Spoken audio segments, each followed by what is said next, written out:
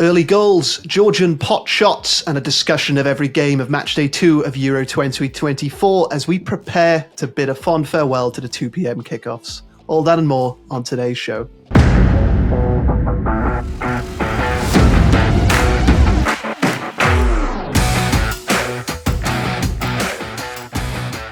Hello and welcome to the Betting Expert Football Podcast. I'm your host, Daniel Jenkins, joined as ever by Betting Expert's football editor, Sam Ingram. Hello, Dan.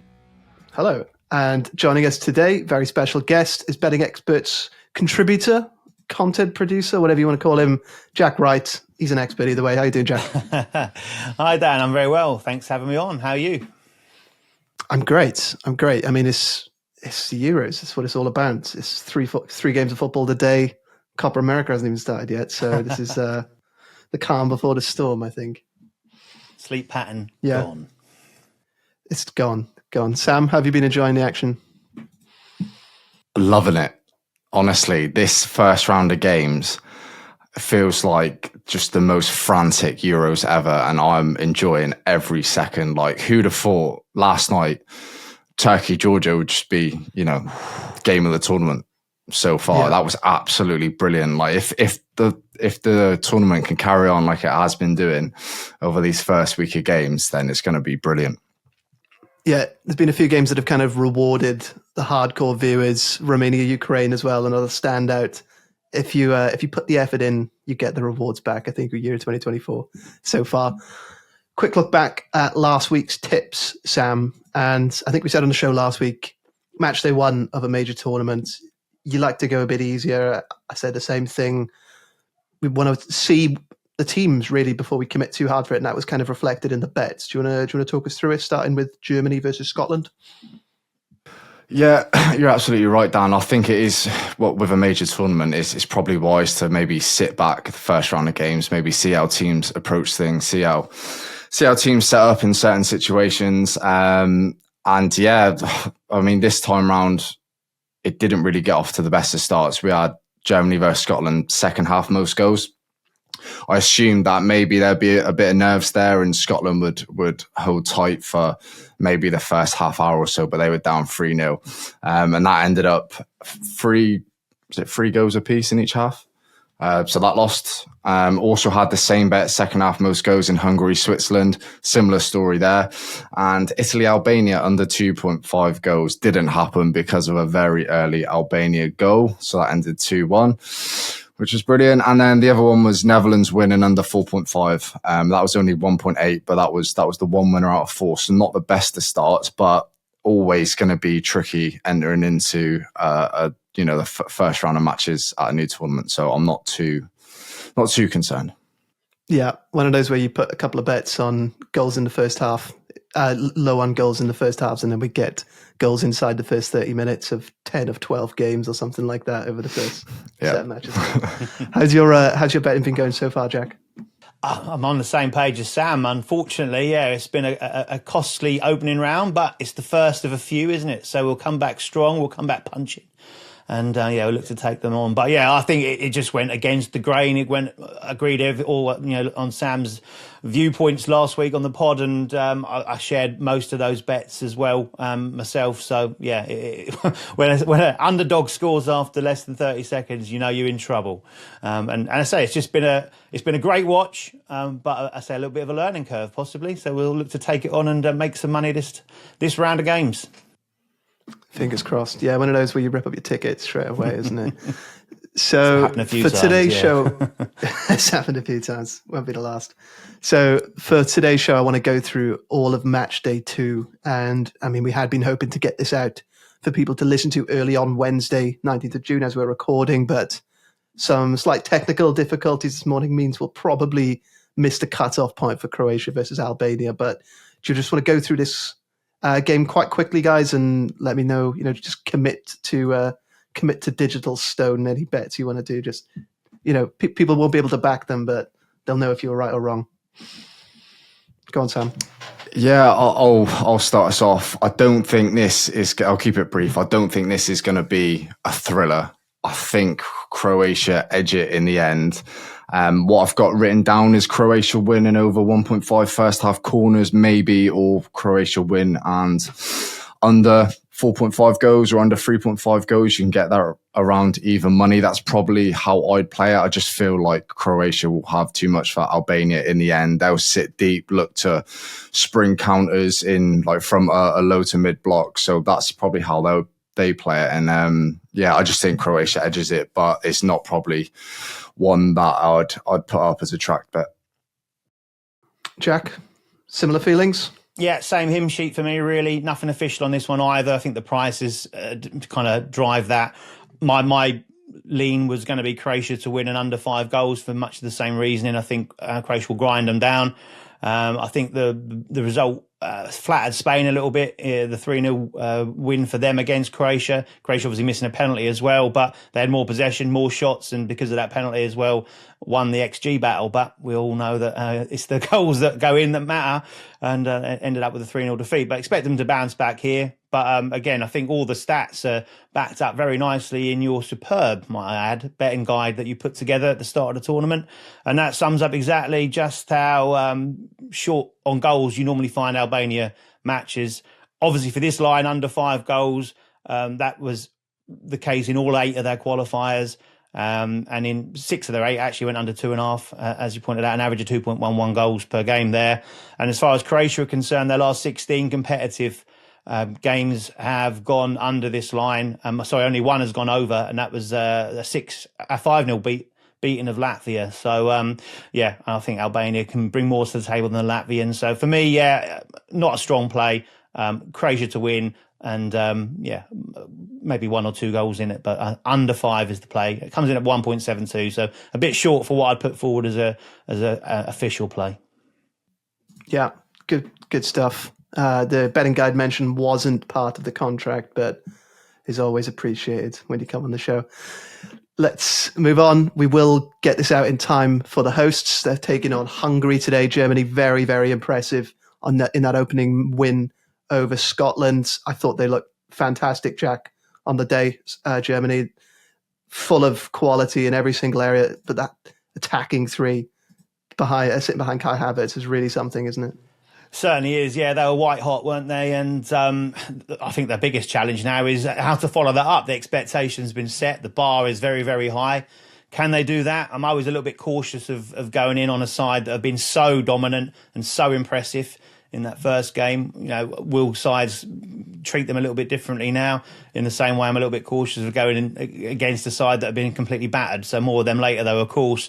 Again, I found this quite a tough one. I nearly put this as an official play. I'm kind of swerving the match markets here and going more into a player market. I was quite sweet on Hungary pre-tournament.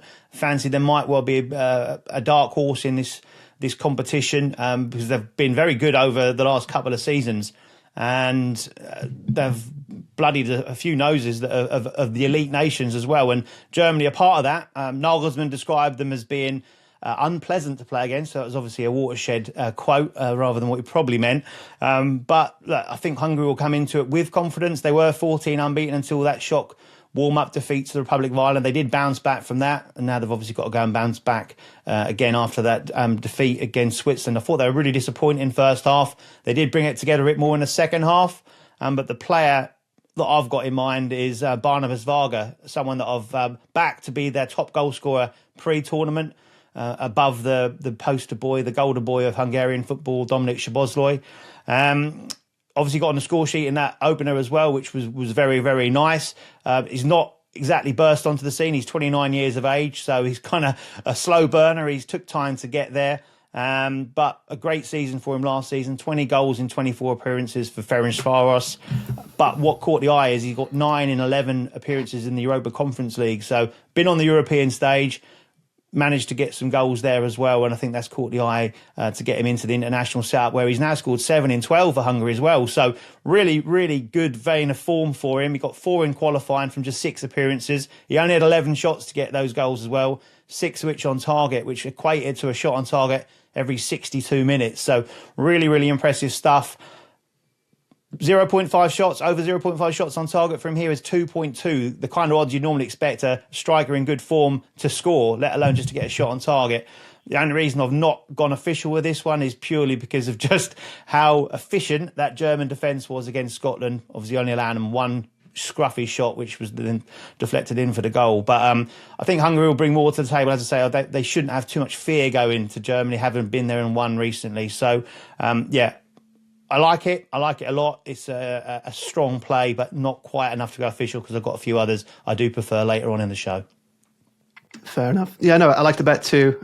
He impressed me, Varga, but probably could come to the fore. I think Szoboszlai, he didn't really look fit to me in that first game. There's been some injury issues with him in Liverpool over the last couple of months, and he was just strolling around the pitch at times, Szoboszlai.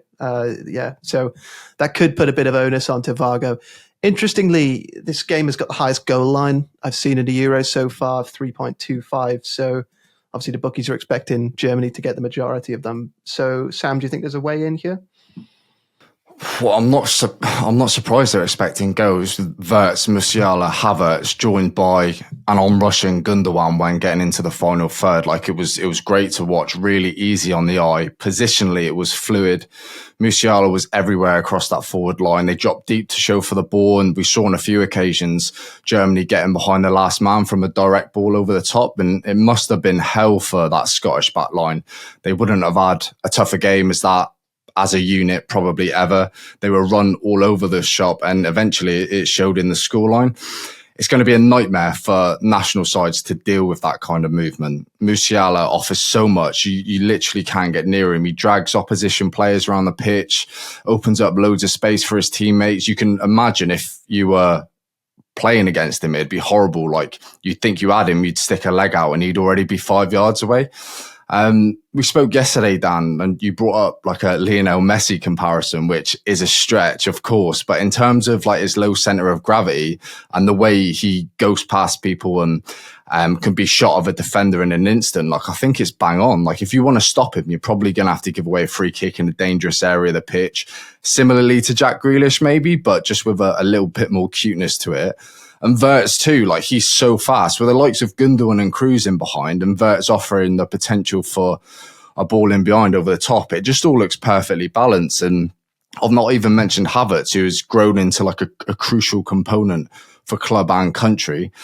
So Hungary up next, who kind of fell victim to something similar to Scotland. They didn't quite turn up in the opening stages as their opponents did. Both Germany and Switzerland were at it from minute one. Germany especially. It was a bit of like a bull out of a gate, and Hungary were passive, laboured, didn't really set up as they have for the duration of Marco Rossi's reign. They performed well against Germany in recent Nations League outings, but after what I saw on Matchday 1, I just can't see any version of this Hungary side being able to cope. Like they should set up much harder to beat, as Jack's mentioned. There's complete buy-in to Marco Rossi and his approach from the squad. That should help. They were much better in the second half against Switzerland, but still, is that going to be enough to match this German side in full flow? Like I'm not fully sold on it, to be honest. And I'm in a position now, like as a bettor, where I really trust Julian Nagelsmann to compose a game plan which gets the better of Rossi. I fully trust him with the components he has at his disposal. And that's why I picked Germany as outright winners. And but before the tournament kicked off, is like looking at this game specifically, is there a market that I really fancy that's pro-Germany? Not really. 1.22 for the win. Minus 1.75 German Asian handicap, 3 Germany goes at evens. Like, yeah, that might happen, but I'm just not blown away with the prices. So I know that was all a bit long-winded for me to say. I think I'll probably sit this one. I'll probably sit this one out, Dan, I think. Yeah, don't worry, Sam. Used to it with you. Okay, let's move on to Scotland versus Switzerland. Not the best opening game for Scotland, but the Switzerland side, as impressive as I thought they were in the first half against Hungary, they looked quite gettable, I think. So there could be some openings here for Scotland. Goal line set at Switzerland are the favourites, but just half a goal on the handicap line for Switzerland. Sam, is there any way in for you in this game? Well, in my notes, I've got written down Swiss money line at evens. Maybe a few days ago, something I'd have taken now at 1.8. I don't think I'd have took, but I've just looking. I think you can get the Asian at like minus 1.95-ish. in places. So that's quite appealing for me. If you look back at match day 1, Scotland up against Germany, like Steve Clarke's game plan just didn't work. That German front four, like I don't want to just keep going on about Germany, but I think it's important. That front four pushed right up and occupied Scottish defenders. That meant it was the 2 wide men, 1v1 in a foot race whenever they fancied, with a ball incoming over the top from Kroos and Kimmich. Gundogan and Havertz dropped deep, dragged the centre-backs out of position and tempted the Scotland back line into becoming disjointed. At the top, Che Adams wasn't under instruction to press from the front. Midfield didn't either around the halfway line. And that's not necessarily an oddity in today's game. But when you've got that kind of movement up top for Germany, you've got Toni Kroos with all the time in the world to do exactly what he did in the opener. Steve Clarke just got it completely wrong, to be honest. And it's difficult to put a performance like that, where you've been beaten all over the park in every aspect of the game, to the back of your mind. They left Munich with a 0.0 XG. Opta's got them down as having 1 shot, but I'm not sure I'm having that, to be honest. I think it was for the own goal, but was he shooting or was he getting header across the box? I'm not sure. 1 shot by Rudiger. Yeah. Sympathy vote. Yeah. Exactly, yeah. So that shared belief throughout qualifying and throughout Steve Clarke's reign is now been rocked a little, and Scotland should show a response, a fight that we often attribute to them as a nation. But will it be enough to outmaneuver a Swiss side with their tails up after a brilliant opening day? Xhaka was superb, like he has been all season. He was everywhere. There was no hiding from him. He wanted that burden of receiving the ball under pressure and getting his country up the pitch. Probably the best individual performance on match day 1 for me out of all the players in the tournament.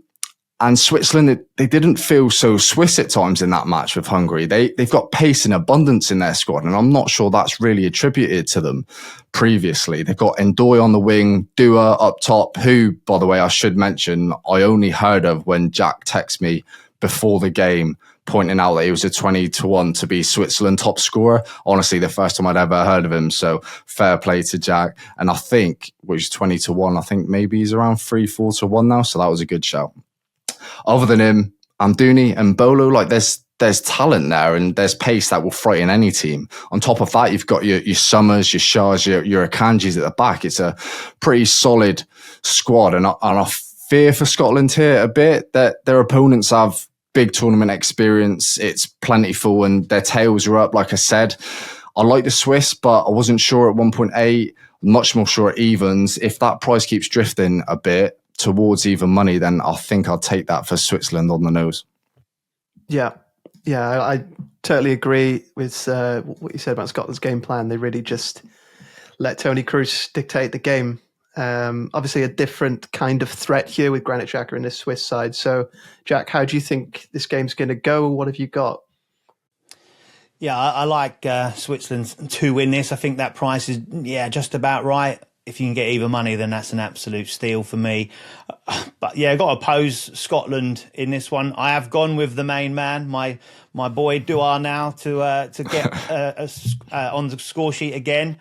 This will be my first official play. I think the odds are pretty disrespectful, to be honest with you. He's 3.75. Anything that starts with a 3 here, I think is just wrong. I think that should be 2.25, 2.5 in my opinion. Now, there is a chance he's not going to start because they have got an abundance of talent. But the great thing with this bet would be with Bet365, and I think this is a vital thing in this tournament or any tournament football, is that they will automatically void that selection if he doesn't start. Obviously, with games kicking off at 2 o'clock, 5 o'clock, commute, working, getting in the way of stuff. And obviously when it comes to like the Copper, you're looking at overnight kind of activity as well. So you don't need to be there for team news. If he's not in it, it'll automatically be voided. But as far as the reasons why, Scotland, I say, just in a terrible funk at the moment. They've hit bad form just at the wrong time. They've only won 1 of their last 10 internationals. That came against Gibraltar. And if we 3 laced the boots up, I think against Gibraltar, we'd have a fair chance of getting a good result out of it. They're ranked 203 in the world. Only San Marino are ranked below them as far as European sides are concerned.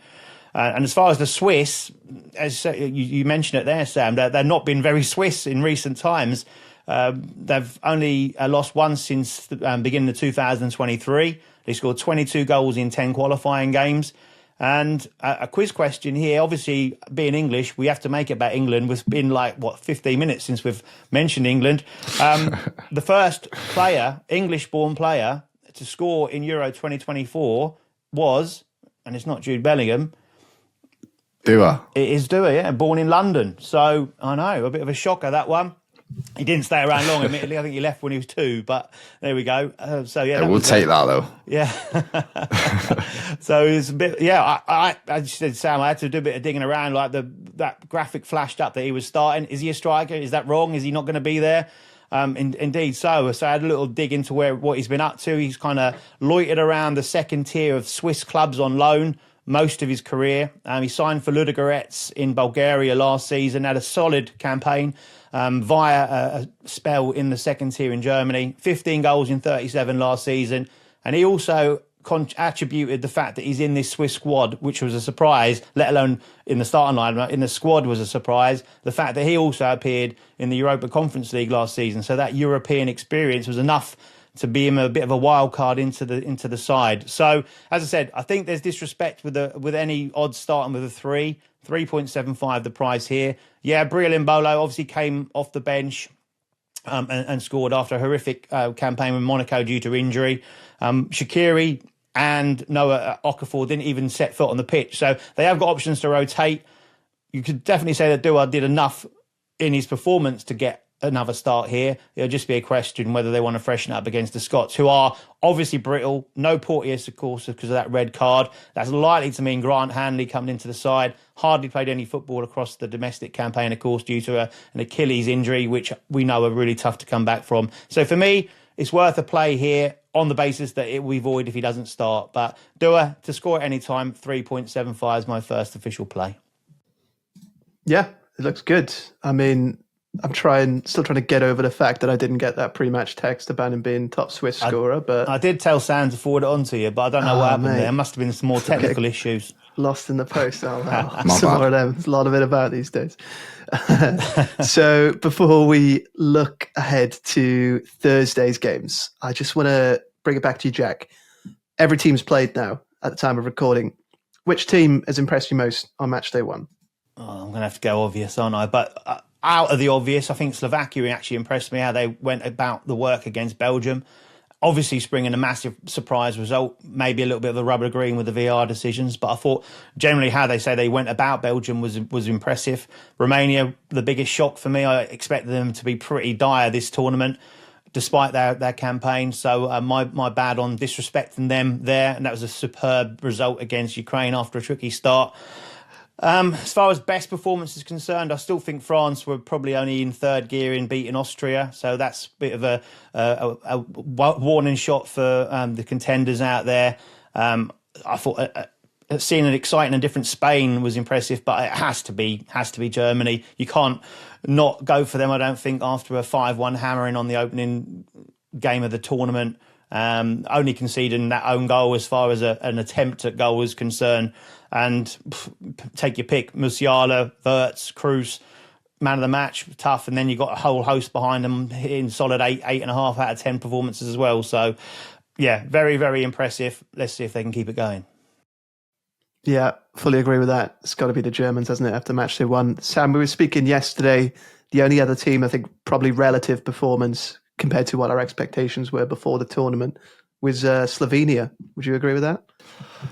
Dan, these Slovenians and Georgia as well, I'm fully invested in both of them. I was so impressed going forward, especially just so brave, keen to take it to their opponents. And Slovenia going backwards, they're really not cut out for it. Really, we'll go over it in the next game. But yeah, defensively quite poor, but going forward in terms of watching on as a neutral, brilliant. But yeah, I'll probably just echo what Jack's saying, really. It's got to be Germany. Their forward line, their midfield, brilliant. And then you've got Neuer, Tah and Rudiger in behind them. And just in Julian Nagelsmann, I've just got complete faith that once he does come up against an England or a France, that he'll, especially against England, I think he'll be able to outbox the manager in the other dugout and get something over the line tactically in game. So I just really trust Nagelsmann, and that German team are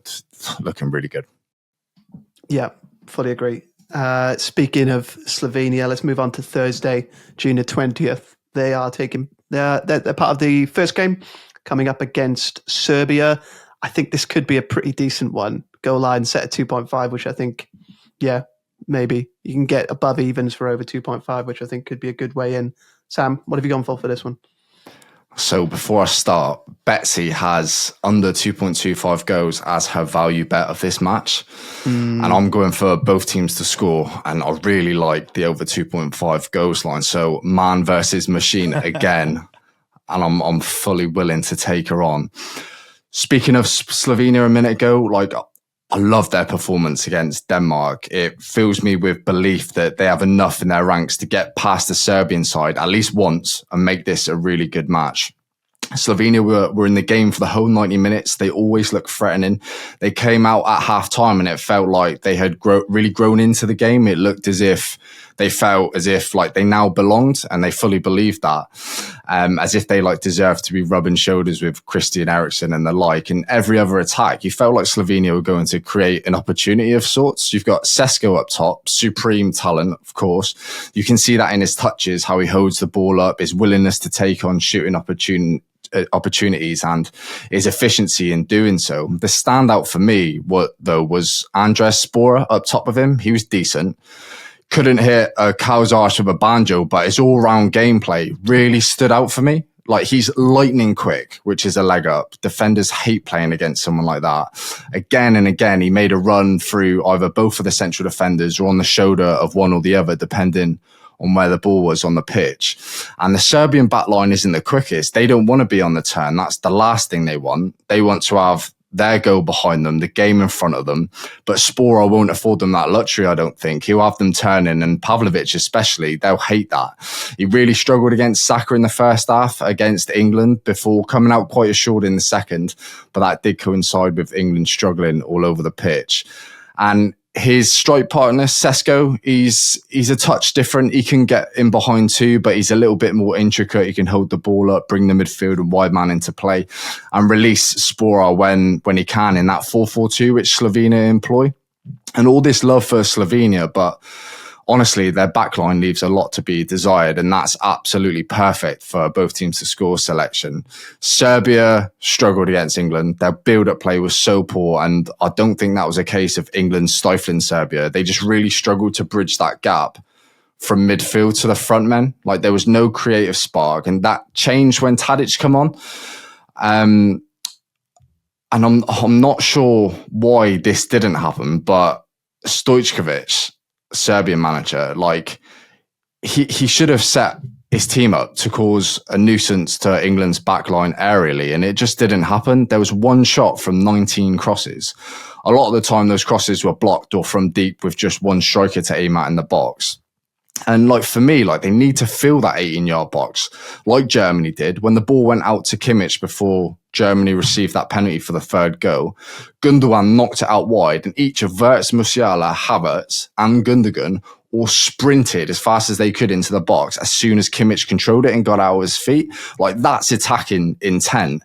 That is wanting to ruffle a few feathers and get in your opposition's face. And Gundogan and Musiala, they're tiny, but just their sheer presence and movement was enough for A, Gundogan to win the header, and B, Gundogan to win the penalty. So if you look at the data from qualifying, Serbia's 26.8 crosses per 90. That's the most of any nation in Germany this summer. They need to get their lumps up front and their lofty midfielders in that box. They need to make the most of deep free kicks, get their central defenders in that box and make the most of these situations. I thought they were really poor against England, but equally, we all know they've got more to give. And with this being a must-win game for Serbia and Slovenia are on 1 point with England to come, it's a must-win game for them too. And I just think both teams to score at 1.83, it's just screaming out for me to back it. So I'm taking that down. That will be my first track bet of the pod. Yeah, Sam versus Machine. Let's get on it. You can get over 2.5 and both teams to score for around 2.4 as well, which I think could be a good way if you want to go a bit bolder with it. Fully agree. I mean, Benjamin Sesko, I think he was outstanding in that first game. Ball striking, 2-footed. Yeah, looks a real deal to me. But Serbia, agreed, they looked a lot better once Mitrovic was off the pitch and Tadic was on. So, Jack, I understand that's going to be your way into this game.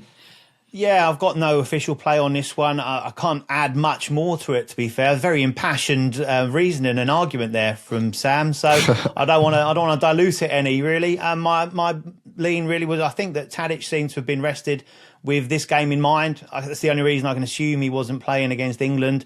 This obviously looks on paper to be their most winnable fixture, and then a route into the next stages. So he's an assist machine, is Tadic, across various seasons now. It's been the case also in the current campaign as well. So, and as Sam rightly said, Serbia looked more threatening and a better proposition as soon as he came on the pitch after the hour mark. I also think he's the kind of guy that can organise what Sam's talking about, actually making sure those people are going to be doing those sort of things. Those players are making those moves, making those runs for him, and also knowing that he's the guy that can pick him out for that run. So yeah, an assist at 3.75 was a kind of a lean play for me on that one. Backing up Sam's argument, the fact that there should be goals in it, is that Serbia have played 40 internationals since their last 0-0. And Slovenia is 21 since their last 0-0. So there should be goals in it, especially with the kind of jeopardy at stake, the do-or-die nature of the contest, given the shaping up of the group. But going against that, the other angle I did look at was the fact of going unders on the Slovenia shots. But I think Sam's been, as I said, impassioned enough with his reasoning there to probably put me off that one, despite the fact they only had 7 and 6 in their 2 Nations League games in 2022. So possibly a better animal they are now with those players with a bit more experience in the side. So obviously Serbia only kept England to 5, a pitiful 5 in that opening game. So one to keep an eye on is even money. But yeah, Tadic would have been my strongest play of any, but we'll leave that for Sam to have the only official one. Yeah, looking good. I mean, I think we're all in agreement it could be a pretty good game on Thursday afternoon when this one kicks off. Jack, I'll give you the first bite at England ahead of Denmark versus England at the 5 p.m. game on Thursday. What did you think of Serbia 0, England 1? Not an awful lot. Obviously, the first half, it was, I'm going to be repeating a lot of stuff. I think it's obviously been said, but I think that first half, there were encouraging signs. Saka in particular was looking back to his best. Had the ball and had the defence on toast there, really, to be fair, and obviously was the contributor to that deflected cross and Bellingham to finish off. But the real frustrating thing for me for England is it just seems that we've not really got a settled side at this moment in time. It's still seeming to be in like trial mode. It looks like that we're just trying to hammer some square pegs into round holes. You've got right backs on the pitch, and I know that's down to the kind of squad selection in the first place, but it's kind of a problem made off your own back, to be fair. But the insistence of trying to fit in players that on paper are great players, but if they don't fit into a system, the team is the bigger picture, and it just seems that it's not working and not fitting around that. You've got probably 2 or 3 world-class right-sided attackers. Well, you can't play 3 right-sided attackers and get the balance in the side, same as having a right-footed left-back, and then you've got say Foden out there drifting inside, and it just looked like a mess, to be fair, especially in that second half. So stuff to be worked on for sure. The fact that Southgate hailed his side's resilience, I don't think that's going to be a word that really kind of whets the appetite of the England faithful. But that's kind of what's been the general rule of thumb over the last few seasons. Yeah, it kind of gets the job done to a certain extent, but no, I was kind of worried by that performance, and they were let off the hook a little bit. I'd say as an England fan. 5 shots, as I already mentioned, is woeful. What a woeful return when you consider the players that are on the pitch, and also a fairly bright start as well. So, yeah, for me, not in any way, shape or form impressive. Must improve. Yeah, can't disagree with that. I thought they did start well, England. It must be said. They were flowing. The football was flowing. Jude Bellingham was just fizzing around the pitch, wasn't he? But it did feel like, I don't know, they didn't seem to have enough variance off the bench, enough options off the bench. Sam, we spoke before the tournament. I was still quite cross that Marcus Rashford wasn't in the squad, even as a non-Englishman. I felt they did miss that sort of threat in behind, even if he didn't have his best season for Manchester United. What did you think of England in that game against Serbia? Just starting with the Rashford thing, Dan. I think he probably should be there, him or Grealish. It does feel a little bit disjointed along the front line. You've got, I know it's probably all been said, but you've got Foden kind of drifting centrally, Trippier pushing up, but he's right-footed, so he kind of cuts in.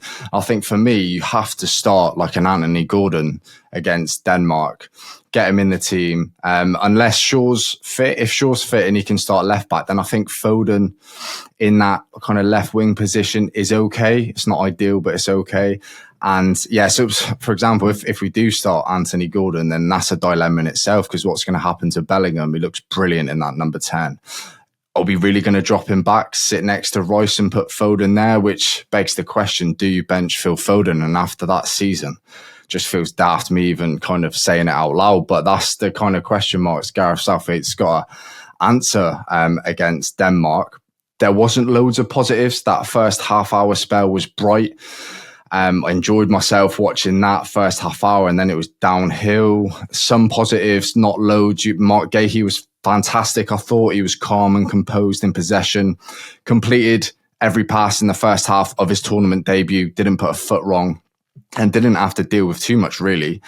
So that performance should do wonders for him. And against a pair of wing-backs looking to pump balls into the box, this is exactly the game Southgate would have wanted Maguire to be involved in. So fair play to Gay and Stones. Nothing to report on that front, really, which must mean it's a job well done. And that was the area I was really concerned about going into the tournament. So yeah, but overall, it was just a little bit concerning, really, because we've seen this before, like taking the lead and then sitting on your laurels a bit. That's not really going to cut it against the bigger nations at this tournament. It happened in the final against Italy in the previous edition. And just, don't want to go over a ground, but the jury's just out on Southgate for me in the big games against the tactically astute managers. I think he's lacking in that department, and I'm just concerned if we head down that direction again in Germany this summer, we're going to come up against a Nagelsmann, a Deschamps or a Spalletti and kind of really struggle.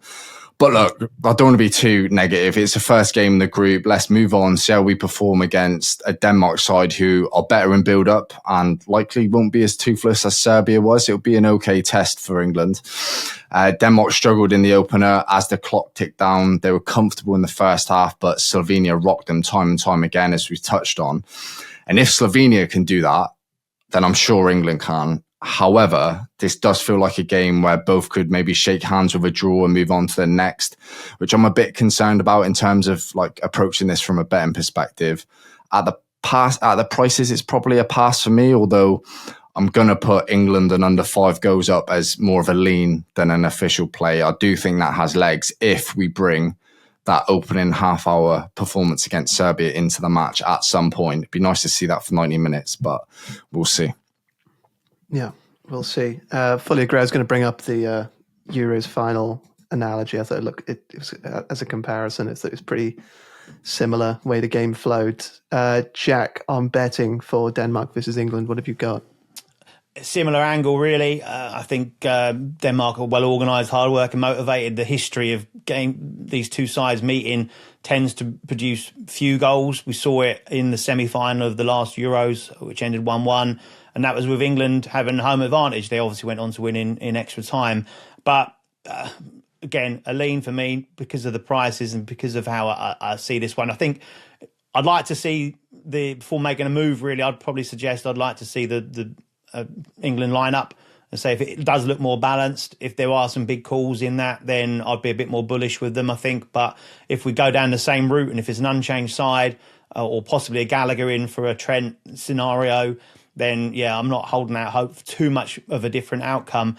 What I've earmarked is I couldn't work out between under goals and under corners, so I combined them both together to get a 1.8 selection at under 4 goals and under 10 corners. And so that, for me, I just feel that's the type of game we'll get. Cool. Leans, not tracks for the two of you then.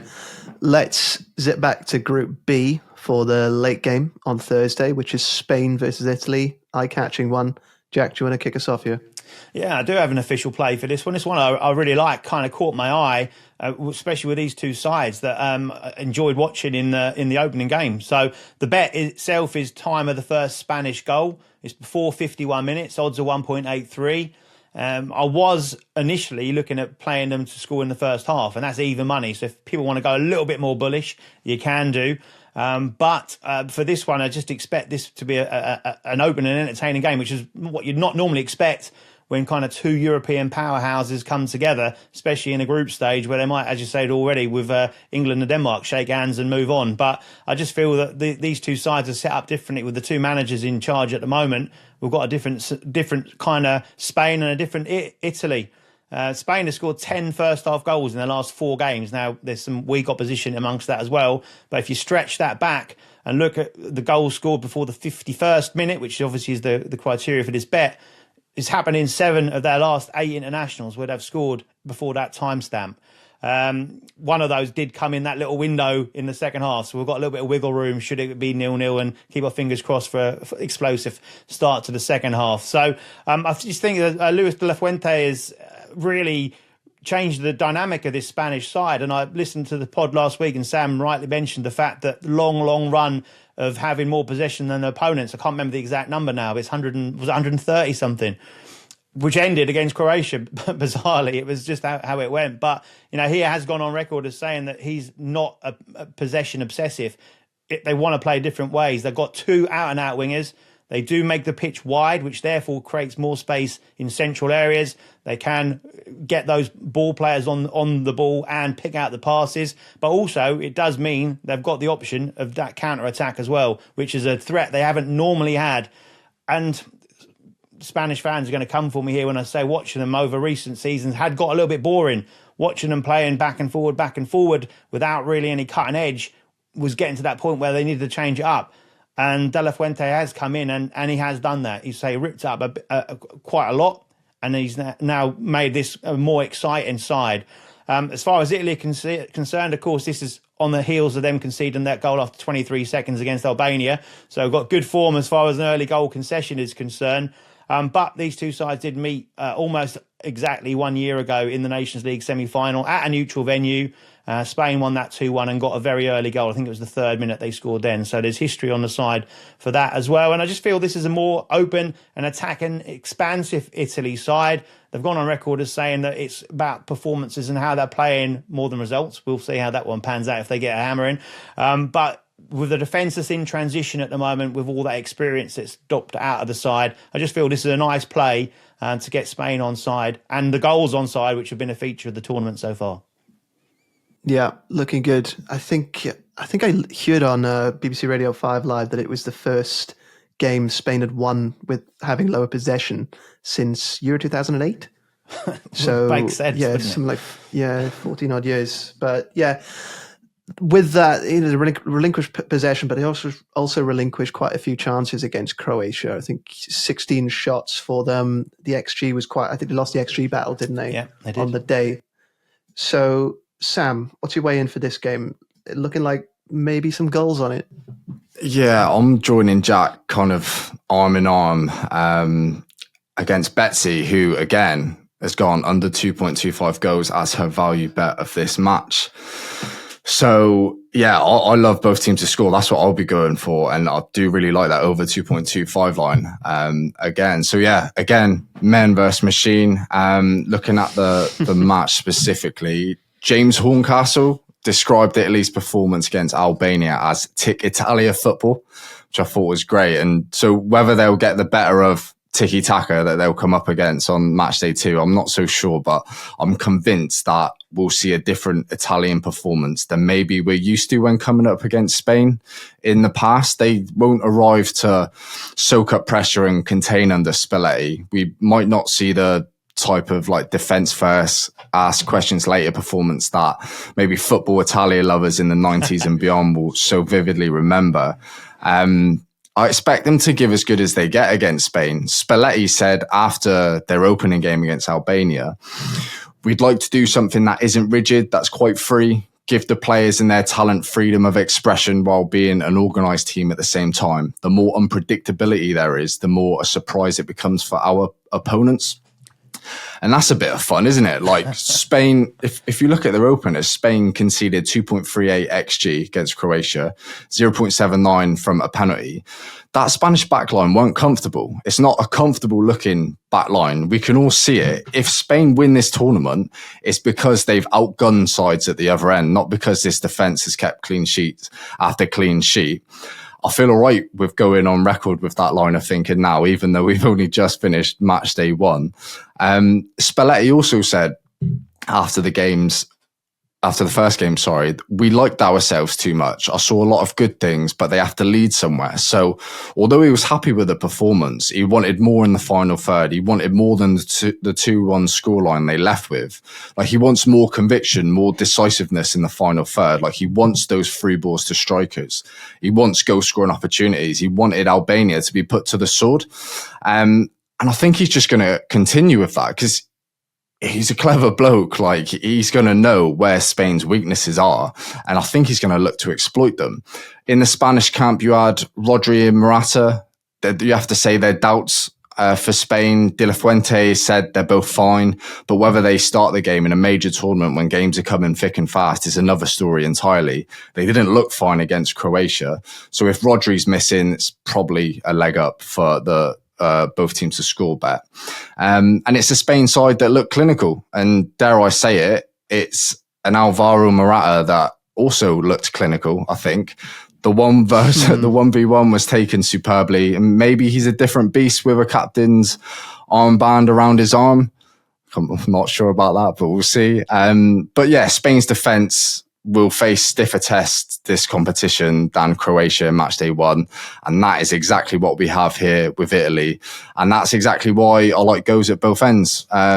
Both teams to score 1.83. That's the standout play for me in this one. Yeah, I think it's going to be one of those where Spain don't want the ball, really. I do like the tic Italia phrase. Quiz for you boys.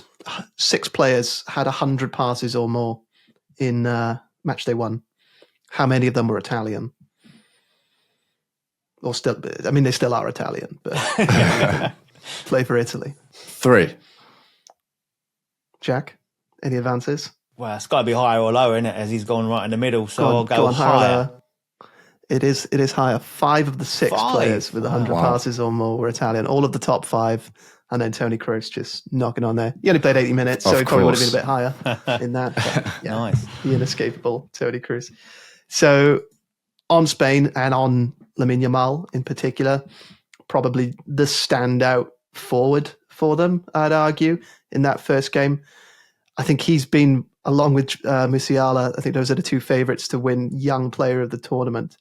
Have there been any other breakout stars for you? Any outstanding young players perhaps you haven't seen? It may not be young, just ones you haven't seen before. Jack, we'll start with you.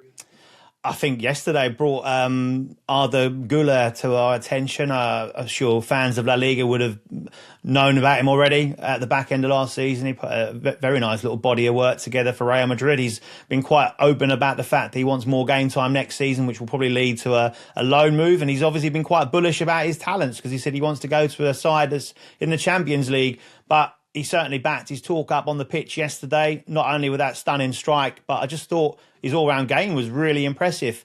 There was a moment he popped out of nowhere to make a last-ditch tackle on the edge of the box as it looked like they were going to concede a vital time. So that side of his game, the work rate was superb. And I thought his passing, obviously the goal was sensational. But yeah, I think he's certainly come on the radar of those that aren't so familiar with La Liga. So he only played 373 minutes at the back end of last season, but he got 6 goals from 6 shots on target. So he's obviously, he's pretty decent in that respect.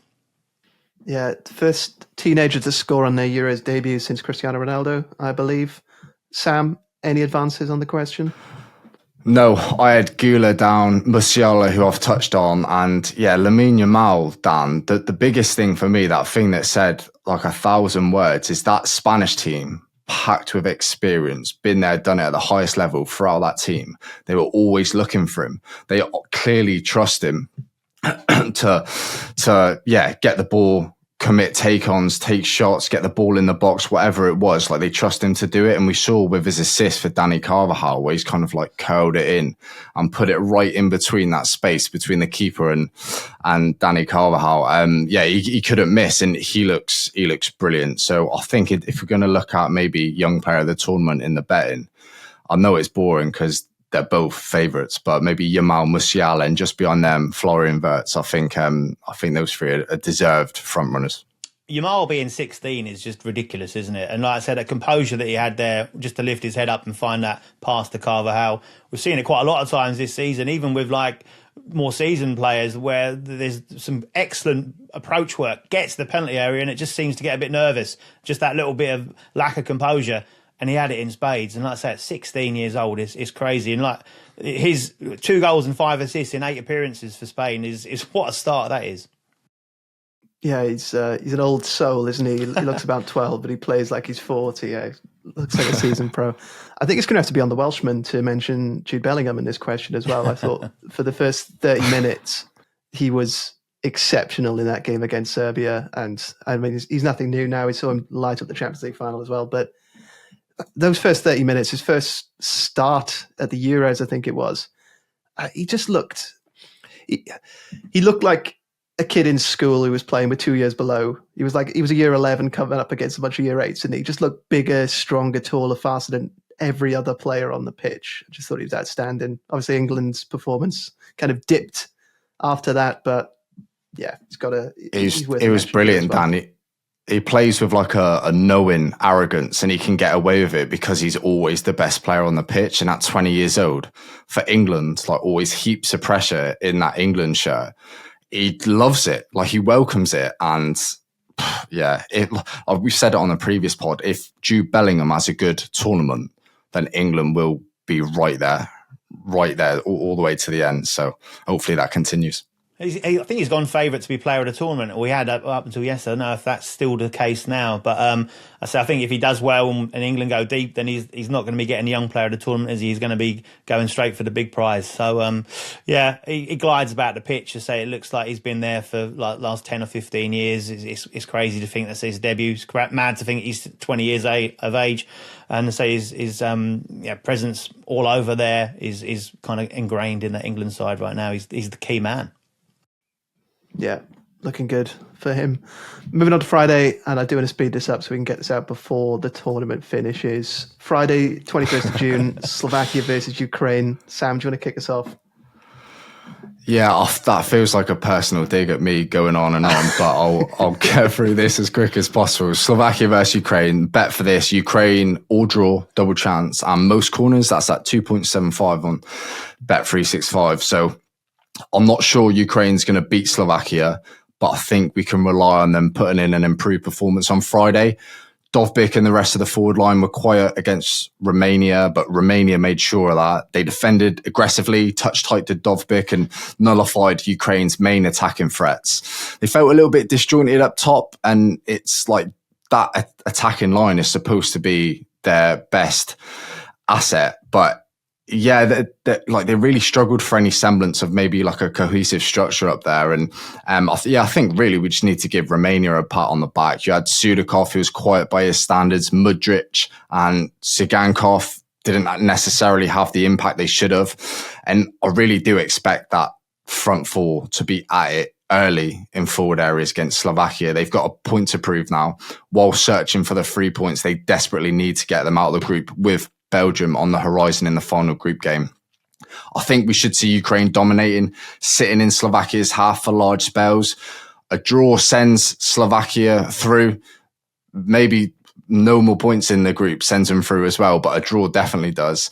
And that's not enough for Ukraine. And I think we should see as much in the stats if the match stays level for long enough, especially in the second half. So corners, shots, goal kicks in Ukraine's favour. If Slovakia sits deep and looks to soak up pressure, then Sudakov, Sigankov, Mudryk, they'll likely be pulling the trigger frequently around the box, which is music to the ears of the Ukraine most corner selections. And I think, like, for example, Mudryk, Ukraine's golden boy, he'll be utilised as much as possible. And his game his type of game is getting to the byline, beating a man with pace, and that's all set up to encourage a rising corner count. And if you look at the opening games, Ukraine won the corner count 8-4 against Romania on matchday 1. But that's no real surprise. They were, chasing a deficit. But with Slovakia happy with a draw, I think perhaps we can see a similar story on corners at a pretty decent price here with Ukraine to avoid defeat, 2.75. Very good. Jack, what have you got for this game? I mean, Group E, it's not looking very good on paper, is it? Romania, Slovakia, Belgium, Ukraine, probably the weakest in the competition. And after match day 1, I don't think that's changed. No, you're right there. I've got nothing official on this one. I think it's a big question mark on both sides of the fence for me.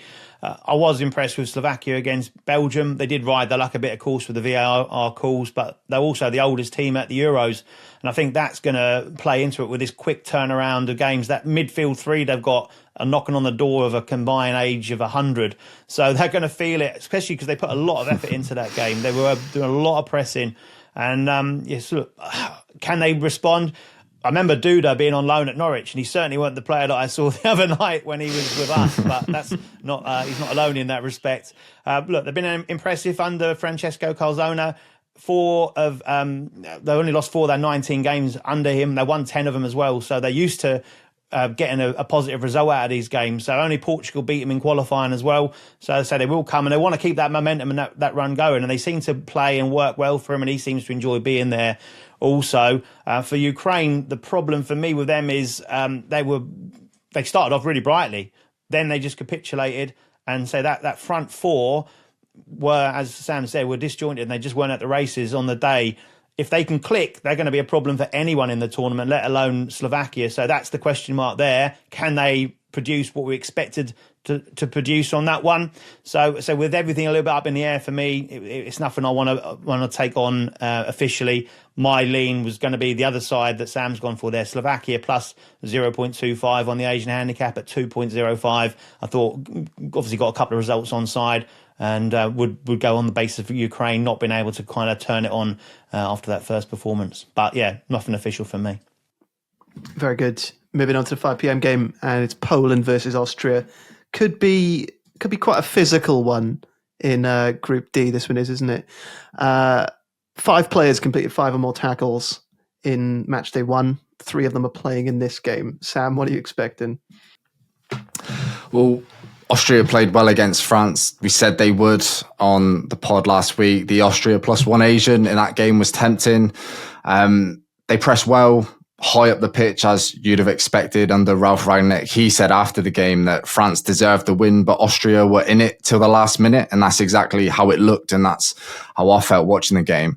But they are missing like a clinical edge up top. I think that's quite clear. But again, it was France they were up against, so it's hard to be too negative around certain areas of their performance. In Poland, Austria come up against the weakest team in the group. They won't have as much as the ball as France, so Austria won't be able to weaponise their press as regularly, but that doesn't mean it still can't be effective. And we saw in the opening game that Poland are happy to get on the ball and knock it around under new manager Michael Probierz.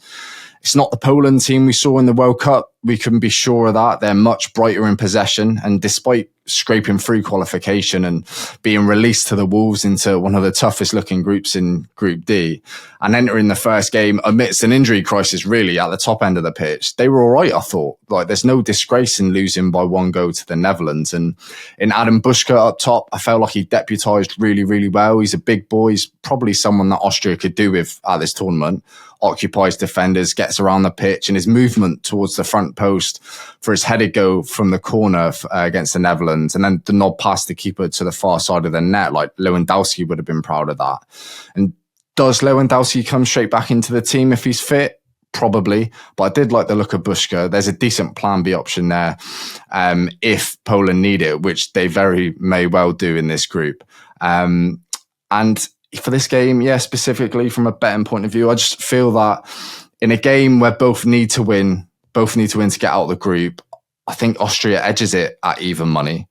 Poland might struggle to keep up with the intensity that Austria brings, and there will be much better sides than this Poland team that fall short to this workhorse Austria side. And I'm well aware I'm selling them short, calling them that, but I was just really impressed with what I saw, and I think they'll edge out Poland. And yeah, keeping it brief, Dan, I've gone for Austria minus 0.5 Asian handicap around evens. Yeah, that's a 2.00 best price at Bet365. Jack, going down a similar route? Yeah, it's the same route, exactly the same bet for me and an official play. I wanted to fade Poland really at the start of the tournament. I'll be honest, they've been better in their last couple of warm-up fixtures and also that opener, but my bar was pretty low, so it would have took them done well to have missed that. I'm wondering if they're better without Lewandowski than with him in it. I just think they might offer a little bit more than what we're getting from Lewandowski now. I don't know what you guys think about that, but I just felt that they just looked more of a team without him there as their main man. Hard to say given his record, but yeah, it's a tough one. But my reason is exactly the same as Sam's. I was impressed with Austria. Realistically, that game against France came down to one passage of play. Christoph Baumgartner going through, just not quite getting the right connection, forcing a great save, didn't get the corner, obviously, and then down the other end and an own goal. So you could certainly say it was unlucky, albeit France having other chances, but you'd expect that against one of the world's best. So for me, I just think Austria edged this one past Poland. I think they've got more than Poland can bring to the table. So yeah, it's a Austria win for me at round even money. I think it's a nice price. Yeah, I like this bet before Matchday 1 matches. I like it even more now. After watching Poland, I was not impressed, let's just say. Moving on to the big game of the day, the Netherlands versus France. Jack, I'll give you first bite at it. Yeah, I think Netherlands were pretty unconvincing against Poland, but that's sort of what Netherlands do, isn't it? They fits and starts. You're not quite sure what you're going to get from them. France did enough against Austria, had plenty of chances. As I said earlier, I think they kind of cruised around in third gear, really. They had plenty more in the tank, and they've got a whole host of talent they can bring off the bench to impact games. Mbappe, will he play or not? That's going to be an interesting dynamic that will come to it. But my selection here, and another official play, is actually on a player prop. It's for Virgil van Dijk to have over 0.5 shots. That's odds of 2.2. I backed him in the first game to have a shot on target, where he was at 3.0 there. He's 4.33 to have a shot on target in this one. Look, it's a very simple one for me as far as the game is concerned. I'm looking for Netherlands to win a few corners in this one. France gave away 6 against Austria. So you'd expect Netherlands to get somewhere around that kind of figure. They also had Kevin Danso get on the end of one of those corners to have an attempt at goal. And that'll do for me here. Virgil van Dijk is a threat from set pieces. So that money at 2.2 to have a shot, it can go anywhere, of course. And we cashed that one, which is fine. He's had a shot on target in each of his last 3 appearances for the Netherlands, including that game against Poland. And looking back to his final 11 games of the season for Liverpool, he had 20 shots across those games with at least 1 in 8 of those. So simple fact, I'm not quite sure how this game's going to pan out. I think France edge it, but generally for me, I just want Netherlands to win a few set pieces, sling one into the mixer, Virgil van Dijk get on the end of it, into row P, and we'll take the win.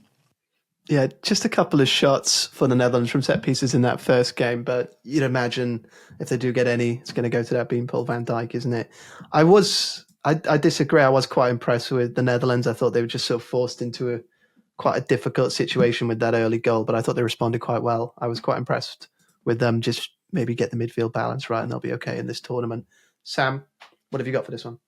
Yeah, that front three, that Dutch front three was dynamic, like the interchange, and they made life hell for the Polish at times. And just wonder whether that will be broken up against France. So you've got Dumfries, who's influential to this side. He makes marauding runs and really tries to affect the game. And he's not just legs either. He's got the nous to pick out an intelligent pass in the final third.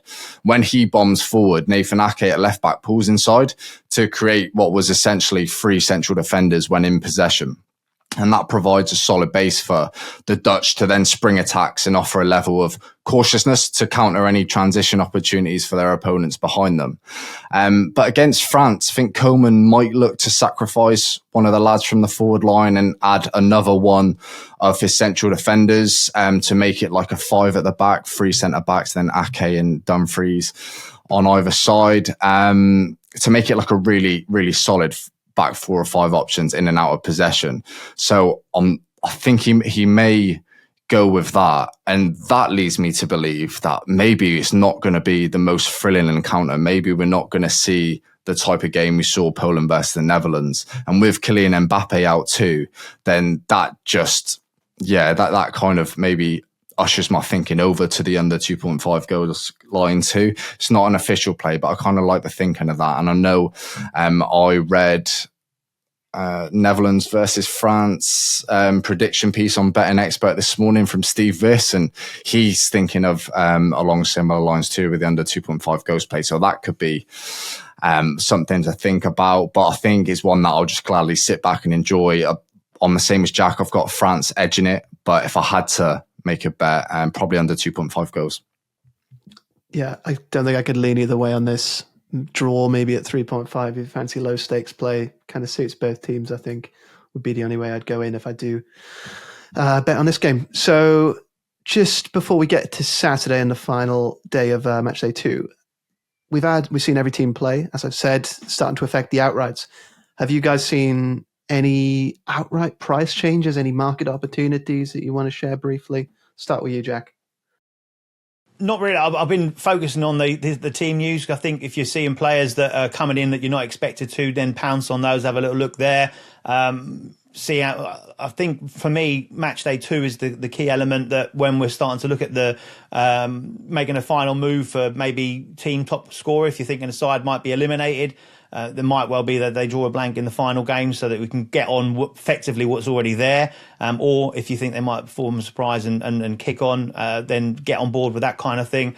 The goal line the tournament goal line was the one that I was kind of drawn towards. I think it's set around about 140 now, which seems high.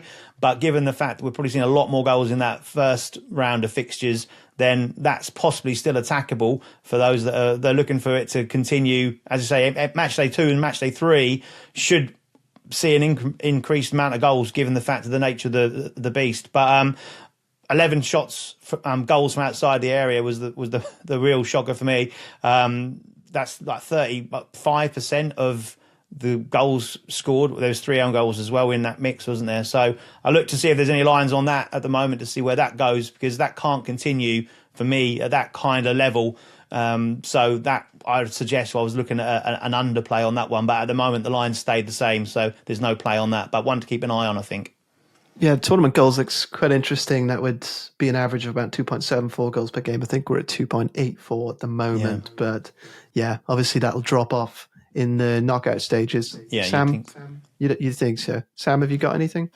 Nothing else to add really, Dan. I like the thought of tournament goals continuing, and also in terms of outrights, the only outright that I've took since the tournament kicked off was at half time in the first match of the tournament. I doubled down on Germany to win the Euro, so I was on it for a 1 unit stake. And now I've doubled that. I got a bit excited, but I think I'm happy enough for that. So we'll leave it at 2 units. We'll see. They're playing later today, so we'll see if that changes. On to Saturday, June 22nd, and Georgia versus the Czech Republic. Sam, it's the last 2 p.m. game of Euro 2024. Do you want to take us through it? Oh, what a game that Georgia-Turkey game was. Like, it was brilliant. High octane, back and forth. Turkey just edging it, but Georgia had the opportunities too. And in my bullet points here, I've got written down that Korishvili, as good as Xhaka, which is really daft, and I do take that back, but I was excited when I read it, and I think I more so meant like his performance on Matchday 1. He was great in midfield, and if you don't know, he's the lad with a ponytail. Not a household name, plays his football for Levante in the Spanish second tier, and I mean this with the utmost respect. He did not play like a Georgian from La Liga 2, and saying this without having seen him play for 90 minutes before, if he brings that level of performance into his next 2 games, he's getting a big move this summer. I've no doubts about that. He really linked, and he wasn't the only one, he really linked midfield and attack alongside his other midfield counterparts. He was brave, and he joined Mikadze and Kvaratskhelia regularly. He continued to make progressive runs all game and linked neatly with any Georgian like in his vicinity. And the thing that's stuck with me from the game is just how efficient Georgia are in attack. Like, they come forward with such quality, and Turkey couldn't deal with them. Like, that was a consistent running theme throughout the game, which leads me to believe Georgia are probably unlucky to end 3-1 losers on the day. I know they hit the woodwork late on. What's he called? Korishvili, he hit it wide late on as well when he probably should have scored.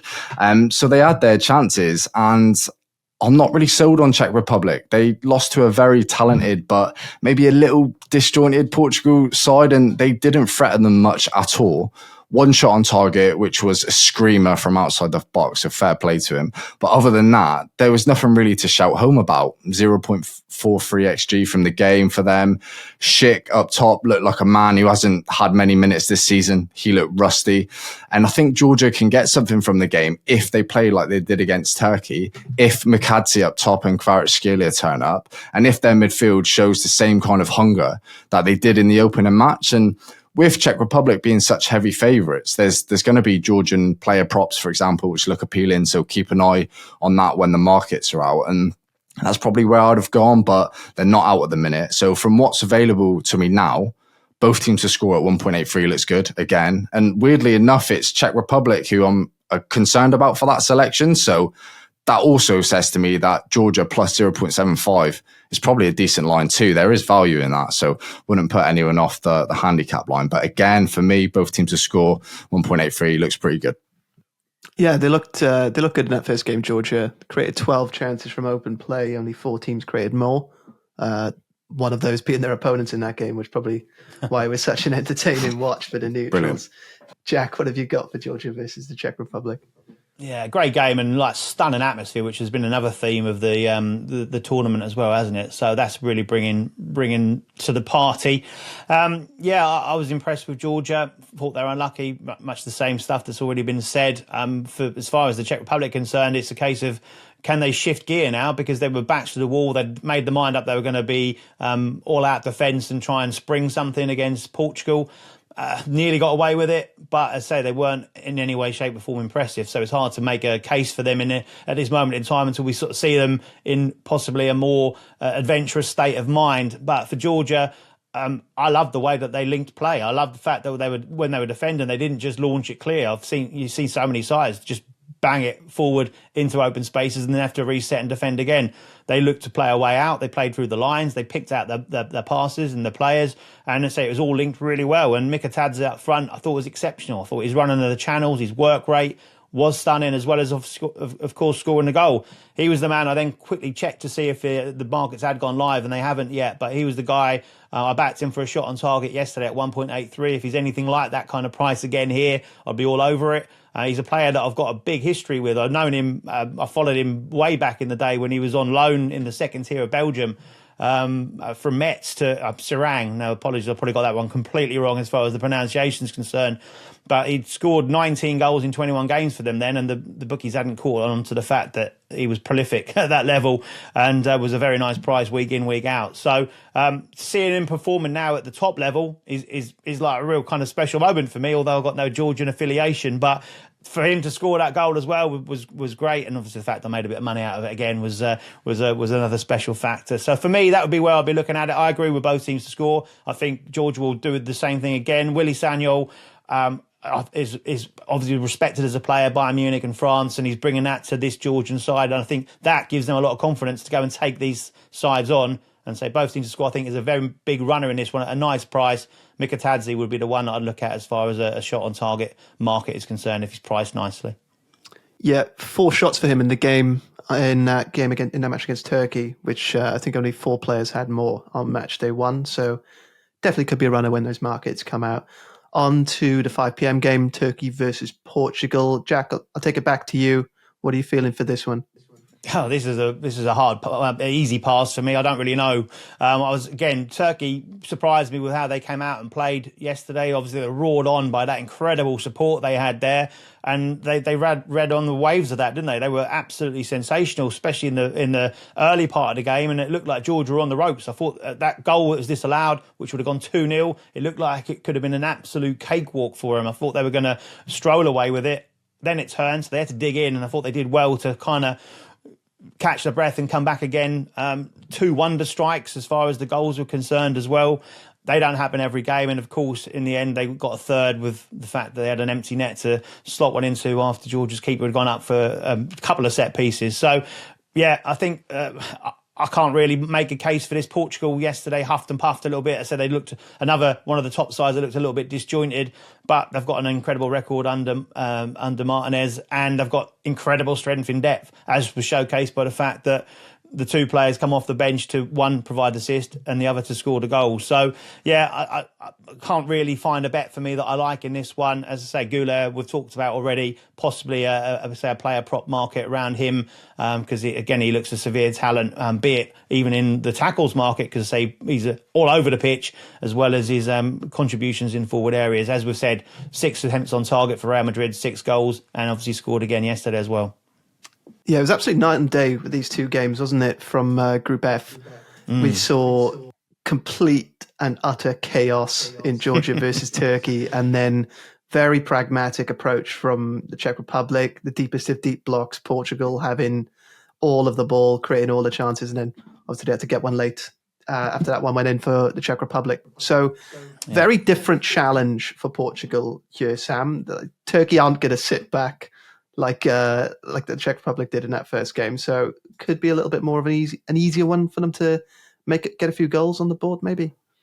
Yeah, maybe, Dan. I'm like Jack. I've not really got much to add, to be honest. I'm passing on this, although I did have both teams to score at 1.80 down as a possibility, and I'm mindful I've probably said that for about 8 games now.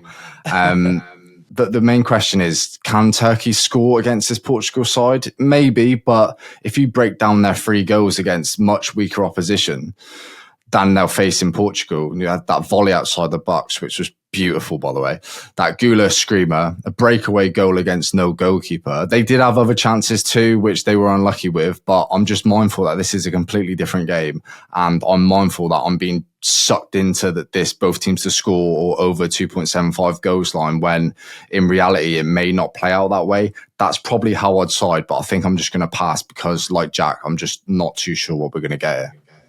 And you can't argue with Portugal's record in the qualifying, conceded 2 goals, didn't they, across the whole campaign. And as I say, it was another worldie, another one from outside the box that they conceded yesterday against Czech Republic. I think that was the only shot on target, wasn't it, from the Czech Republic? One of very few shots, apart from a bit of a scramble towards the end. Yeah, you've also got to factor in that both of these teams won their matches, and with 3 teams going through potentially from this group, then draw could just suit them. They might just want to run the clock down and get to match day 3 with all their players unscathed and get ready for the knockouts. So yeah, I understand your thinking here, gents. So let's move on to the final match of match day 2: Belgium versus Romania, Saturday 8 p.m. June 22nd. Jack, do you want to kick us off? Simple one for me. I'm going with both teams to score in this one. So it's round about even money when I last looked. So a very nice price, I think. Basically, because I think Belgium were very unlucky not to score the other day. Obviously, the 2 VAR calls, yes, the offside one, offside's offside, but that second one I just thought was really, really harsh as far as, where was he going to put his arm in a running movement. And I felt for Lukaku because he gets stick, and the guy's scored goals wherever he's been. He's the record goal scorer for Belgium. He's the record goal scorer in European qualification now after that 14-goal haul this campaign. And that second goal, the finish was excellent because it looked like a finish of a striker in supreme confidence. Yet he had missed a couple of chances, but I guess he's been there, he's done it, and he's seen it, and he's had all the grief and stick over the years. But yeah, I fancy him to bounce back. I think Sam will come on to that in a bit more in a moment. But I think Tedesco would have been a bit disappointed with how they performed to a certain degree.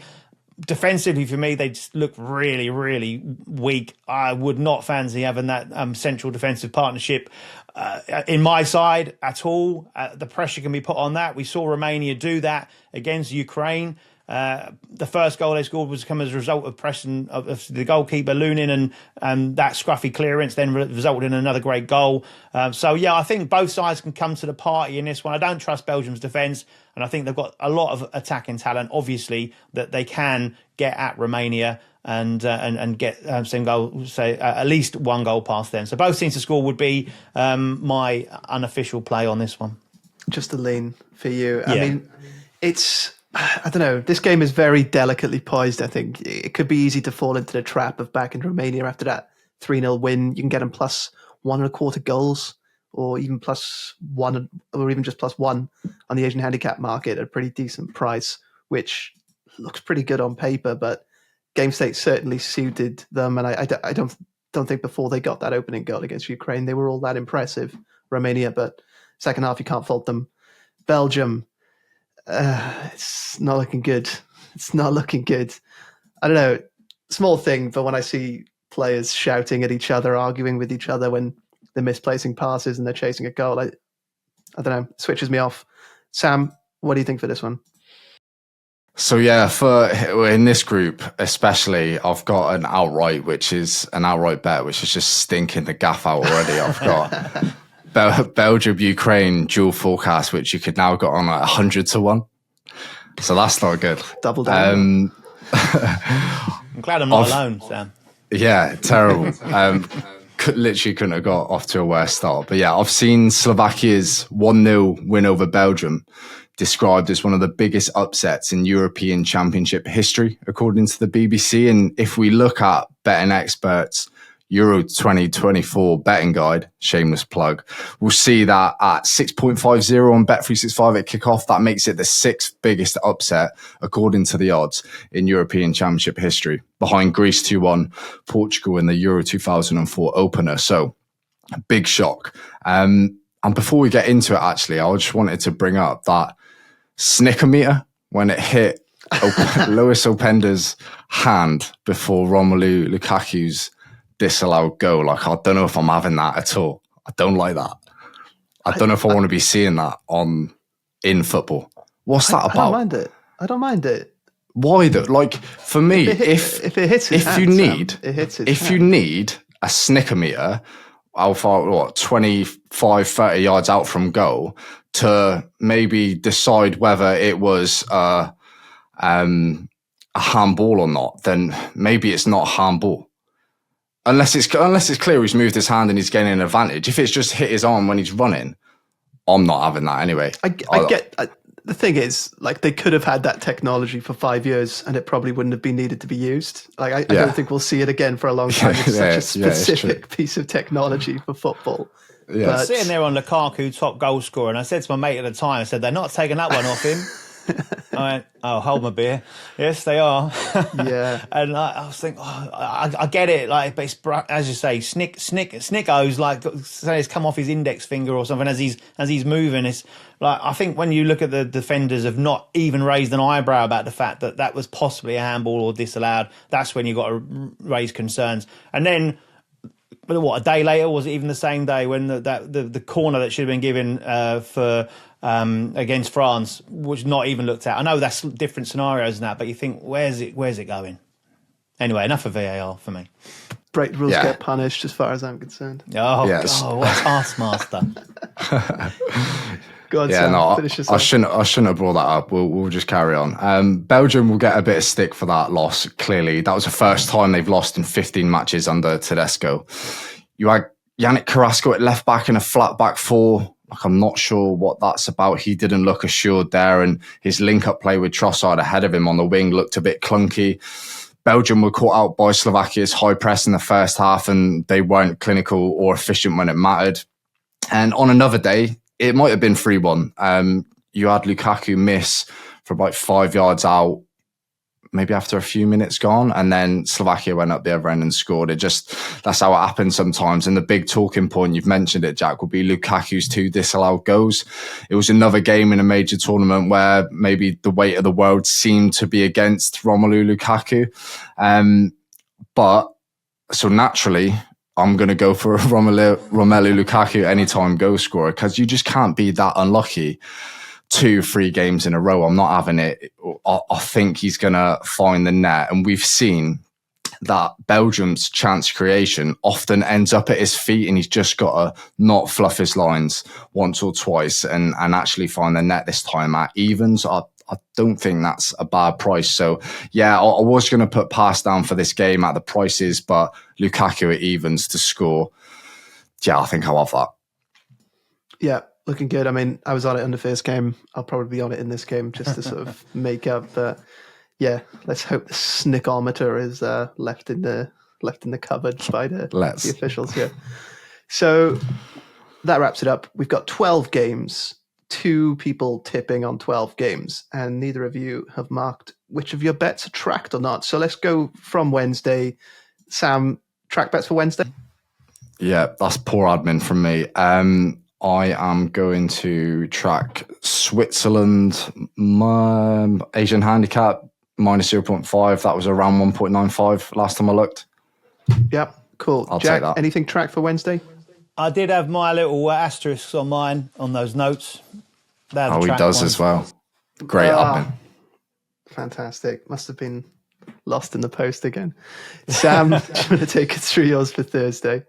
Thursday, both teams to score Slovenia versus Serbia, and both teams to score Spain versus Italy. Fantastic. And Jack, you've gone for time of first Spain goal before 51 as a track bet for Spain versus Italy as well. Sam, Friday, June 21st.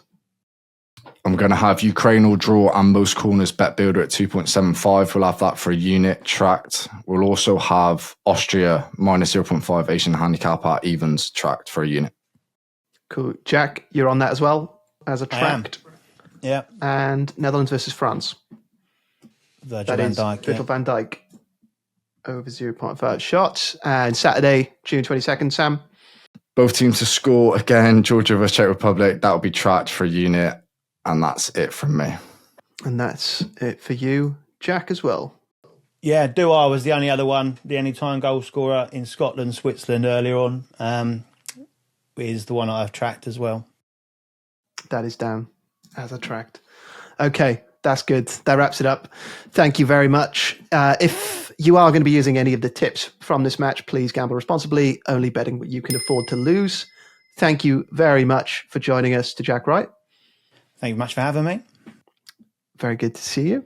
Sam, thanks as ever. Thank you very much. Thank you. And thanks to you. Please leave us a review on Spotify or Apple Podcasts. That would be very much appreciated. And we'll be back next week.